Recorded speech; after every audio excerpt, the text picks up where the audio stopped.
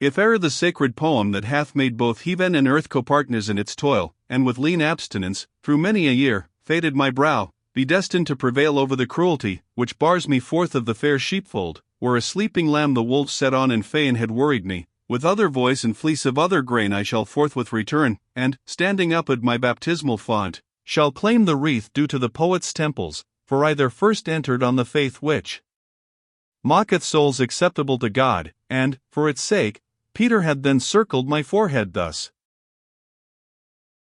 Next from the squadron, whence had issued forth the first fruit of Christ's vicars on the earth, toward us mov delight, at view whereof my lady, full of gladness, spake to me, Lo! Lo! Behold the peer of mickle might, that makes Felicia thronged with visitants. As when the ringdove by his mate alights, encircles each about the other wheels, and murmuring coos his fondness, thus saw I one, of the other great and glorious prince, with kindly greeting hailed, extolling both their heavenly banqueting, but when an end was to their gratulation, silent, each, before me sat they down, so burning bright, I could not look upon them. Smiling then, Beatrice spake, O life and glory shrind! Who didst the largest of our kingly court set down with faithful pen? Let now thy voice of hope the praises in this height resound. For thou, who figurest them in shapes as clear as Jesus stood before thee, well canst speak them. Lift up thy head, and be thou strong in trust, for that, which hither from the mortal world arriveth, must be ripened in our beam. Such cheering accents from the second flame assured me, and mine eyes I lifted up unto the mountains that had bowed them late with over-heavy burden. Sith our liege wills of his grace that thou, or ere thy death, in the most secret council, with his lords shouldst be confronted, so that having viewed the glories of our court, thou mayst therewith thyself, and all who hear, invigorate with hope, that leads to blissful end, declare, what is that hope, how it doth flourish in thee, and whence thou hadst it. Thus proceeding still, the second light, and she, whose gentle love my soaring pennons in that lofty flight escorted, thus preventing me, rejoined, among her sons, not one more full of hope, hath the church militant, so is of him recorded in the Son, whose liberal orb enlighteneth all our tribe, and ere his term of warfare, hence permitted he is come, from Egypt to Jerusalem, to see the other points, both which thou hast inquired, not for more knowledge, but that he may tell how dear thou holdst the virtue, these to him leave I, for he may answer thee with ease, and without boasting, so God give him grace. Like to the scholar, practiced in his task, who, willing to give proof of diligence, seconds his teacher gladly, hope, said I, is of the joy to come a sure expectance, effect of grace divine and merit preceding. This light from many a star visits my heart, but flowed to me the first from him, who sang the songs of the Supreme, himself supreme among his tuneful brethren. Let all hope Indiana thee, so speak his anthem, who have known thy name, and with my faith who know not that. From thee, the next, distilling from his spring, in thine epistle, fell on me the drops so plenteously, that I on others shower the influence of their dew.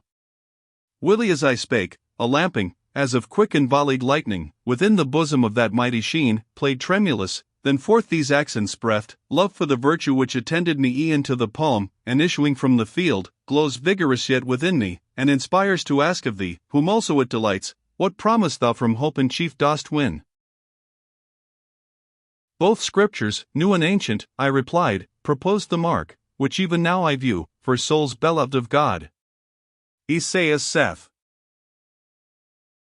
that, in their own land, each one must be clad in twofold vesture, and their proper land's this delicious life. In terms more full, and clearer far, thy brother hath set forth this revelation to us, where he tells of the white raiment destined to the saints. And, as the words were ending, from above, they hope in thee, first heard we cried, whereto answered the carols all. Amidst them next, a light of so clear amplitude emergencied, that winter's month were but a single day, were such a crystal in the Cancer's sign. Like as a virgin riseth up, and goes, and enters on the mazes of the dance, though gay, yet innocent of worse intent, than to do fitting honor to the bride, so I beheld the new effulgence come unto the other two, who in a ring wheeled, as became their rapture. In the dance and in the song it mingled. And the dame held on them fixed her looks, e'en as the spouse silent and moveless. This is he, who lay upon the bosom of our pelican, this he, into whose keeping from the cross the mighty charge was given. Thus she spake, yet therefore not the more removed her sight from marking them, or ere her words began, or when they clost. As he, who looks intent, and strives with searching can, how he may see the sun in his eclipse, and, through desire of seeing, losseth power of sight, so I peered on that last resplendence, while I heard, why dazzlest thou thine eyes in seeking that, which here abides not?